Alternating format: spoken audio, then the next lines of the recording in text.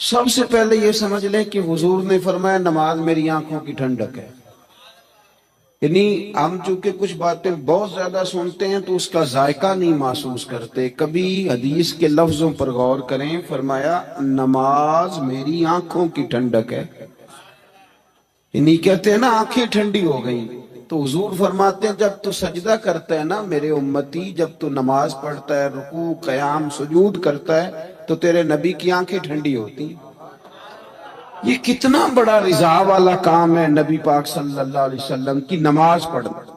اور حضور کا اپنا نماز کے ساتھ رشتہ یہ تھا کہ سورج گرہن ہوا تو حضور نے نماز کی نیت باندھ لی، چاند گرہن ہوا تو نماز پڑھنے لگے، تیز بارشیں طوفان کی صورت میں آئیں تو نماز پڑھی، بارش نہیں ہوتی تو نماز پڑھی.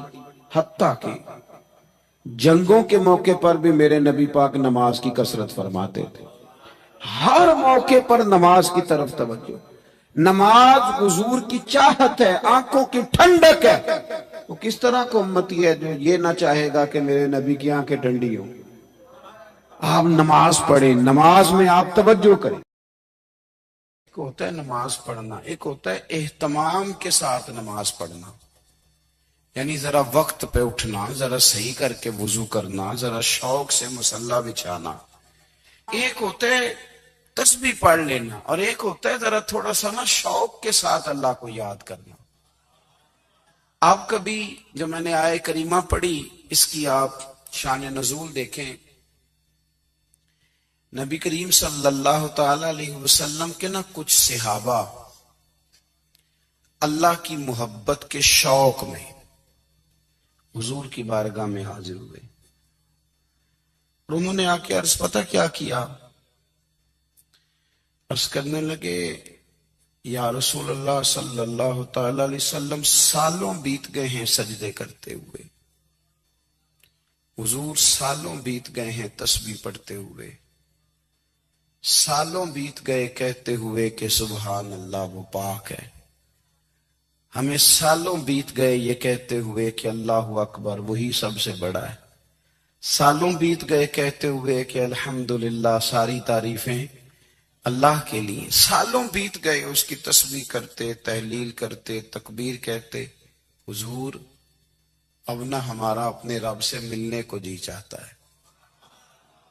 کبھی یہ حقیقت منتظر نظر آنا لباس مجاز میں، لاکھوں سجدے تڑپ رہے ہیں میری جبین نیاز میں.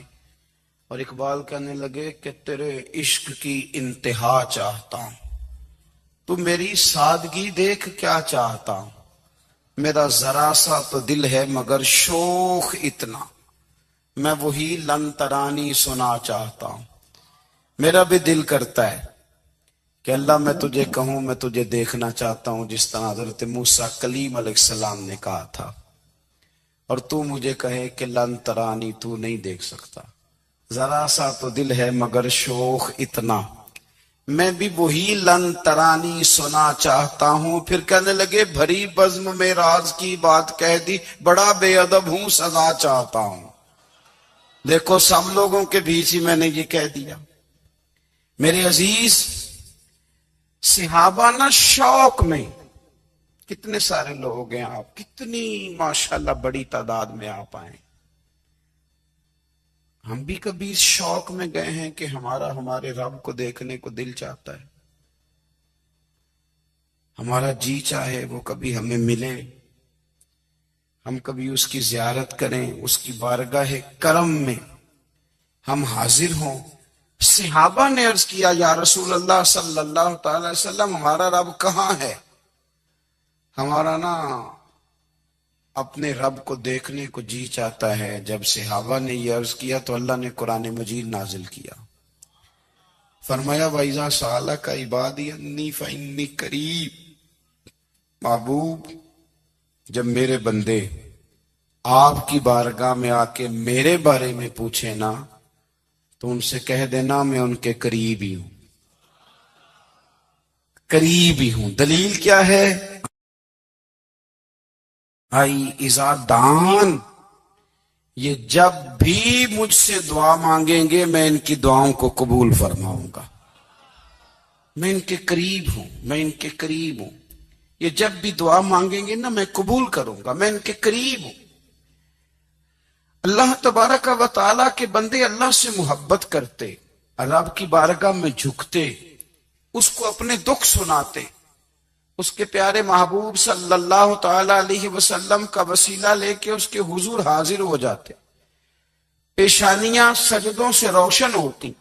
ہم نہ ہر چیز کے لیے وقت نکالتے ہیں، ہر چیز کے لیے، لیکن عبادت کے لیے وقت نہیں نکالتے۔ ہر شے آباد ہے، ہر شے، ہماری فیس بک بھی آباد ہے، واٹس ایپ بھی آباد ہے، ہمارے ٹویٹر بھی آباد ہیں، ہماری ہر چیز آباد ہے۔ سب سے کم آباد ہمارا مصلی رہ گیا ہے، سب سے کم۔ وہ لوگ اب ڈھونڈنے سے ملتے ہیں جن کی بغل میں مصلی ہوتا تھا۔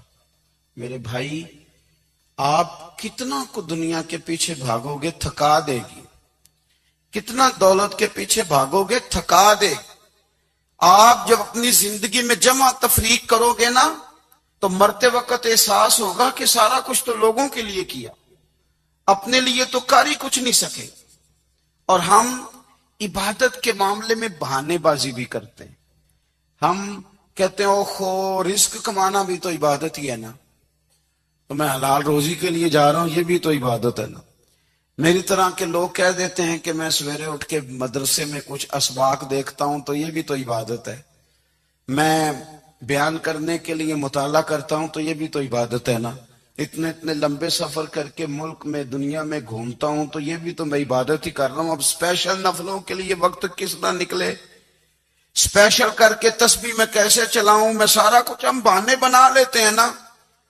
میرا سوال یہ ہے کہ یہ ساری باتیں صحابہ کو، نبی کریم کو، دیگر لوگوں کو بھی تو پتہ تھی نا، لیکن آپ غور تو کریں، 23 سال حضور کو وقت ملا، مختصر وقت ظاہراً تبلیغ کرنے کے لیے، پوری دنیا میں دین بھی پھیلانا ہے۔ گھر میں 11 ازواج ہے، 4 بیٹیاں ہیں، ان کی اولادیں، سارے کام کاج بھی دیکھنے ہیں۔ لیکن سیدہ طیبہ طاہرہ حضرت عائشہ صدیقہ رضی اللہ تعالیٰ عنہ فرماتی ہیں سارا دن تبلیغ کرتے، ہر غلام کے دکھ سنتے، گھر میں آتے تو اپنے گھر والوں کا خیال کرتے، کام میں ہمارا ہاتھ بٹاتے۔ قربان جاؤں، کہتی ہیں زمانہ سارا سو جاتا لیکن آمنہ کے لال مصلی بچھا لیتے۔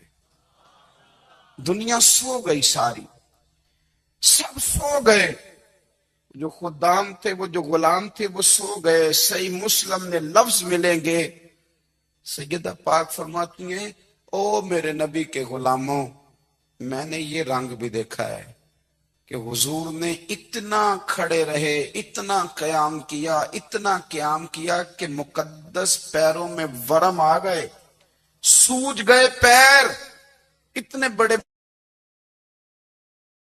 دل پہ ہاتھ رکھ کے نہیں بتا سکتا کہ میرے کبھی نماز میں پیر سوج گئے، کوئی نہیں بتا سکتا۔ بچوں کی روٹی کماتے تھک گئے، بات الگ ہے، ہم سیر کرنے گئے تو تھک گئے، بات الگ ہے، لیکن عبادت میں یہ بھی تو مسلم شریف ہے نا، یہ بھی تو دین ہے نا، یہ بھی تو حضور کی سنت ہے، یہ بھی تو وہ چیز ہے جو کریم کی آنکھوں کی ٹھنڈک ہے۔ سیدہ فرماتی ہیں پیروں میں ورم آ گئے، اور ساری رات ہی حضور نے نماز پڑھی اور ایک ہی آیت بار بار دہرائی۔ مسجد نبوی میں بلال حبشی نے فجر کی اذان دے دی اور حضور ابھی مصلی پہ تھے، کریم فارغ ہوئے، میں نے عرض کی یا رسول اللہ صلی اللہ علیہ وسلم، آپ کے تو صدقے اللہ اگلے پچھلوں کے گناہ معاف کرے گا، تو آپ اتنی آہوزاری کیوں فرماتے ہیں؟ آپ تو شفیع ہیں، آپ تو انبیاء کے امام ہیں۔ تو حضور نے فرمایا عائشہ تم نے گنوایا ہے نا میرے اللہ کی مجھ پر کتنی رحمت ہے، افلا اکون عبدا شکورا، فرمایا اگر اس نے اتنی نعمتیں دی ہیں تو کیا میں اس کا شکر گزار بندہ نہ بنوں، میں شکر گزار بندہ نہ بنوں اس کا؟ پھر اگر اتنی نعمتیں اس نے دی ہیں، مجھے اتنا نوازا ہے، تو پھر میں اس کے سامنے سجدے نہ کروں؟ او میرے بھائی، بڑے قابل فخر لوگ ہیں ہم کہ ہم نبی پاک کے غلام ہیں۔ ہم قابل فخر ہیں کہ نبی کریم کے غلام ہیں. کیا کبھی اس غلامی کے شکرانے میں بھی 2 نفل پڑھے کہ یا اللہ تیرا شکر ہے تو نے ہمیں حضور کا غلام بنایا ہے؟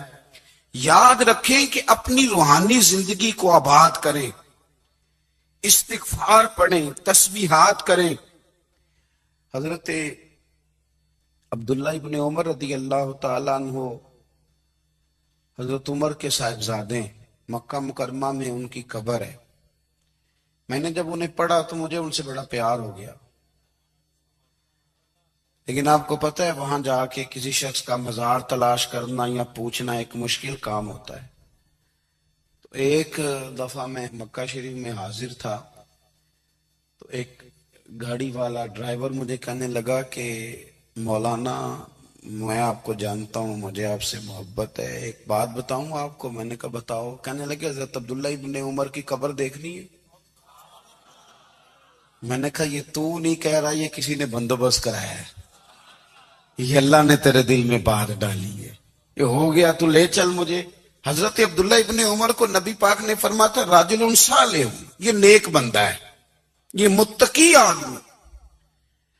حضرت عبداللہ ابن عمر رضی اللہ تعالیٰ عنہ سیدنا فاروق اعظم رضی اللہ تعالیٰ عنہ کے صاحبزادے ہیں، اور ان کی ہمشیرہ سیدہ حفصہ رضی اللہ تعالیٰ عنہ حضور کی زوجہ محترمہ.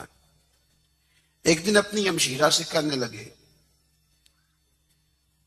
کہ نبی کریم صلی اللہ تعالیٰ علیہ وسلم گھر میں آئے نا، اور اگر حضور غم امت میں پریشان نہ ہوں، طبیعت کو حشاش بشاش دیکھو، تو ذرا پوچھنا تو صحیح حضور کا میرے بارے میں کیا خیال ہے، پوچھنا تو صحیح کہ کریم کی بارگاہ میں میرا کیا مقام ہے، میرے بارے میں حضور کیا فرماتے ہیں. اب بہن کو کام بتائے اور بتائے بھی بھائی، اور پھر بہن وہ کام نہ کرے، یہ تاریخ میں ہوتا نہیں. حضرت عمر فاروق رضی اللہ تعالیٰ عنہ کی صاحبزادی ام المومنین رضی اللہ تعالیٰ عنہ فرماتی ہیں کہ میں تو بس منتظر تھی. انہوں نے تو کہا تھا نا کہ اگر تم حشاش بشاش دیکھو تو بات کرنا، لیکن حضور تشریف لائے، میری باری تھی، میرے گھر تشریف لائے، کھانا پیش کیا تو فوراً میں نے عرض کی حضور ایک بات پوچھنی تھی. تو حضور نے فرمایا پوچھئے. میں نے عرض کی حضور میرے بھائی عبداللہ ابن عمر کے بارے میں آپ کا کیا خیال ہے؟ نوجوانوں میری بات پہ غور کرنا، میرے بھائی کے بارے میں آپ کا کیا خیال ہے؟ تو نبی کریم صلی اللہ تعالی علیہ وآلہ وسلم نے میری طرف دیکھا، اور پھر حضور زیر لب تھوڑا مسکرائے. اور بریلی کے امام کہتے ہیں کہ حضور مسکرا دیتے تھے نا تو جو بڑا دکھی ہوتا تھا وہ بھی ہنس پڑتا تھا. اب سوال پیدا ہوتا تھا کہ پھر تو اس مسکراہٹ کے لیے انتظار کرنا پڑتا ہوگا کئی مہینے کے حضور مسکرائیں تو رونے والے ہنسیں. تو اعلیٰ حضرت فرماتے نہیں، انتظار نہیں کرنا پڑتا، یہ مسکراتے رہنا تو حضور کی عادت ہے. جس کی تسکین سے روتے ہوئے ہنس پڑے اس تبسم کی عادت پہ لاکھوں سلام. یعنی یہ تو عادت ہے حضور کی مسکراتے رہنا، اس کے لیے انتظار نہیں کرنا پڑتا. بھائیو آپ خیال رکھیں گے، غور کریں گے. حضرت عبداللہ ابن عمر رضی اللہ تعالیٰ عنہ کے بارے میں پوچھا تو سیدہ فرماتی ہیں کہ نبی کریم صلی اللہ تعالیٰ علیہ وسلم نہ زیر لب مسکرائے اور فرمایا حفصہ تیرا بھائی ہے تو اچھا، لیکن میں نے سنا ہے کہ عشاء کی نماز پڑھتا ہے تو فجر تک سویا ہی رہتا ہے. او نوجوانوں، 10 بجے تک سونے کی بات نہیں ہوئی، 9 بجے تک سونے کی بات نہیں ہوئی، 11 بجے اٹھنے کی بات نہیں. حضور فرمانے لگے میں نے سنا ہے کہ عشاء کی نماز پڑھ کے سو جاتا ہے اور فجر تک سویا ہی رہتا ہے، اسے چاہیے کہ تہجد کے وقت اٹھا کرے، اللہ کی بارگاہ میں حاضر ہوا کرے، آہوزاری کرے، سجدے کرے، عبادت کرے. اٹھتا ہے اور فجر میں جا کے اٹھتا ہے. حضرت جناب حفصہ رضی اللہ تعالیٰ عنہ کہتی ہے میں نے جناب عبداللہ ابن عمر کو پیغام دیا اور میں نے کہا میرے جوان بھائی سن. نبی پاک نے فرمایا ہے تو اچھا پر تہجد میں نہیں اٹھتا، نفل نہیں پڑھتا. او میری ملت کے جوانوں، مزہ نہیں آ جاتا جب ساری دنیا سوئی ہو، ساری دنیا، اور بستر بھی گرم ہو اور نیند بھی پورا غلبہ کر رہی ہو، اور اچانک گھنٹی بجے دماغ میں، آنکھ کھلے، گھڑی پہ نظر پڑے، 3:30 4 بجے کا پیغام گھڑی بتائے، اور کوئی چڑھتی جوانی والا اٹھ کے وضو کرے، اور جب وہ مصلی کھول کے بچھائے تو مدینے والے محبوب کہتے ہیں کہ ہر نماز پہ رب ثواب دیتا ہے، اور جو اٹھ کے تہجد کی نماز پڑھے اسے دیکھ کے تو رب مسکراتا ہے، جو اس کی شان کے لائق ہے، جو اس کی شان کے لائق، وہ مسکراتا ہے، خوش ہوتا ہے کہ میرا بندہ تہجد میں اٹھ گیا، وہ مسکراتا ہے۔ کاش ہماری صبحیں کبھی اپنے مالک کے نام ہو جائیں، کاش کے صبح حضرت ابو الحسن رحمت اللہ تعالی علیہ حضرت معاذ ابن جبل رضی اللہ تعالیٰ عنہ کے پاس بیٹھا کرتے تھے، فرماتے ہیں ان سے جو پیار بڑھا تو پھر میرا مصلی سے بھی بڑھ گیا۔ تابعی ہیں، فرماتے ہیں صحابی رسول سے محبت ہوئی تو ذکر سے بھی ہو گئی، پھر درود شریف سے بھی ہو گئی، محبت ان سے بڑھی تو پھر اللہ نے مسجد کا پیار بھی بڑھا دیا۔ آپ فرماتے ہیں کہ میری ہر وقت طبیعت چاہتی تھی کہ بس اللہ اللہ کروں، بس اللہ اللہ کروں، بس نہ میں ذرا تھوڑی جان چھڑاؤں لوگوں سے، کوئی 10 منٹ ملے تو میں کوئی 4 نفل پڑھ لوں، میں تھوڑا سا نہ بچوں لوگوں سے، اور مجھے تسبیح ملے تو میں نہ کچھ 400-500 دفعہ استغفار پڑھوں، سبحان اللہ، الحمدللہ، اللہ اکبر، لا حول ولا قوت الا باللہ، میں نہ تسبیحات پڑھوں۔ فرماتے ہیں کہ بچے تھے گھر میں 6-7، غربت تھی، کام ملتا کوئی نہیں تھا، اور میں کام چور نہیں تھا، کام ڈھونڈتا تھا، پر اللہ کی قدرت کے کام نہیں ملتا تھا۔ فرماتے ہیں کہ میں نے ایک دن اپنی اہلیہ سے کہا کہ آج میں پھر جاتا ہوں کام ڈھونڈنے، تو میری بیوی بڑی فرما بردار تھی، پر اس دن نہ غربت کے ہاتھوں تنگ آ کے کہنے لگی آج نانا کوئی تو چیز لے کے آیا، تو مجھ سے بچوں کی بھوک نہیں دیکھی جاتی ہے، سب روگاں دا روگ محمد جس دا نام غریبی، کنڈ بلا کے لنگ جاندے نہیں دوست یار قریبی، آج نہ کچھ لے کے آیا تو میں بچے لے کے چلی جاؤں گی۔ شیخ فرماتے ہیں کہ میں بڑا پریشان گھر سے نکلا، پر میں نے صبح سے لے کے زور تک کام ڈھونڈا، کام ملا کوئی نہیں، تو میرے دل میں خیال آیا چلو کام نہیں ملتا تو اللہ اللہ تو کرے نا، چلو بندوں کی مزدوری نہیں ملتی تو رب کریم کی عبادت ہی کرتے ہیں۔ فرماتے ہیں کہ میں نے نا فرات کے پانی سے وضو کیا، نہر کے، شدید دھوپ تھی، ساتھ ریت تھی اور ریت تپ رہی تھی، میں نے اپنا رومال وہیں مصلی کے طور پر بچھا لیا، اور فرماتے ہیں کہ زور سے لے کر عصر تک نماز پڑھی، دھوپ بھی پورے زور پہ، پر میرے سجدے کا ذوق بھی پورے زور پہ۔ فرماتے ہیں سورج بھی چمک رہا ہے اور رب کی عبادت کا ذوق بھی پورے زور پہ، میں سجدہ کروں تو پھر میرا اٹھانے کو جی نہ چاہے۔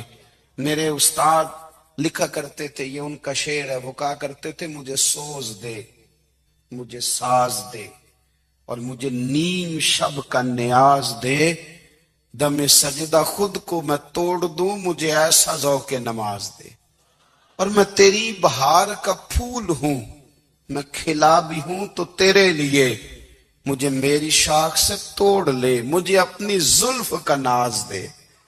بھائی فرماتے ہیں کہ عصر تک میں نے نفل پڑھے، دل ڈھلنے لگا، عصر کی نماز پڑھی اور میں وہاں سے چلا۔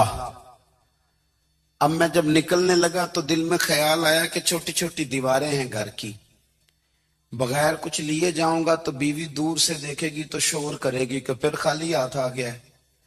کہتے میں نے اپنے اسی رومال میں جس پہ میں نے نماز پڑھی تھی نا، رومال میں کی آخی دے پنجابی جی صافہ، کہتے ہیں اسی میں نا میں نے کچھ ریت بھر لی کہ وہ دور سے دیکھے گی تو سمجھے گی کچھ لے کے آیا ہے، چلو جا کے اسے بتا دوں گا کہ آج پھر مزدوری نہیں ملی۔ کہتے ہیں وہ ریت لے کر جب میں گھر میں گیا تو پہلے بیوی دروازے پہ کھڑی ہوتی تھی، پوچھتی تھی خالی ہاتھ آ گئے ہو؟ آج میں نے دیکھا تو ہے ہی کوئی نہیں۔ فرماتے ہیں میں اندر داخل ہوا، سلام لیے، کونے میں نے وہ رومال رکھ دیا اور میں نے آواز دی کہ بھلی مانس کہاں ہو؟ تو وہ کہنے لگی آپ منہ ہاتھ دھو لیں، میں روٹی لے کے آئی۔ میں نے کہا روٹی کہاں سے آ گئی؟ یہاں تو کئی دنوں کے فاقے ہیں، تو کئی دنوں کی غربت ہے، یہاں تو اس گھر میں تو فقیری ہے۔ فرماتے ہیں کہ وہ روٹی لے کے آئی اور اس وقت کی جو موجودہ نعمتیں تھی، سمجھ لیں سلاد، اچار، ہر چیز ساتھ لائی۔ میں نے کہا کہ بچے کہاں گئے؟ کہنے لگی وہ کھانا کھا کے کھیلنے گئے، آپ کھانا کھا لیں آ جاتے۔ کھانا اس نے چن دیا۔